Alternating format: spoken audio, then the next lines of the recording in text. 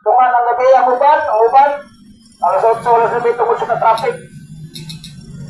Kung panahon sa panimbawon, hindi ka Domingo, may saon sa atlaw sa ibangayo sa Ginoo sa atlaw. Paglubos makikita og tunga sa simbahan may saon. Kaya ano, tungkol ka na sa itong kabisi. Tungkol ka na sa itong Panginoon. Sa tagsa-tagsa na itong Panginoon, ang mga kinahanglan ng kortang may saon. O nang asaya, ito nalang ikalimtan na pulong sa Ginoo. Kaya ang uban, mayroon. Mas may pa ko ng kwarta nung sa Ginoo, pulong kay makakaon pa sila. Pero ang pulong sa Ginoo, dili ko nung malungan. O na katarungan sa uban may zone. Pero ang Ginoo, dili na mo ikingon sa Ginoo. Ingon siya, unaha ko. Kaya ihatag ko na ko ang akong mga karasya. Ibubo ko kanimo. At tanan mo panudlan ng may zone. Uyugon pa ako.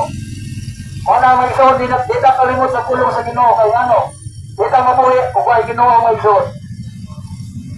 O na nga, ato siya tagang pulong. Kaya importante nga magkapaminaw ka sa Ginoo kang nagingon ng Proverbs 1:33 may isuot. Apang sa kinsa nga maminaw ka nako sa kutingog may isuot. Maluwas.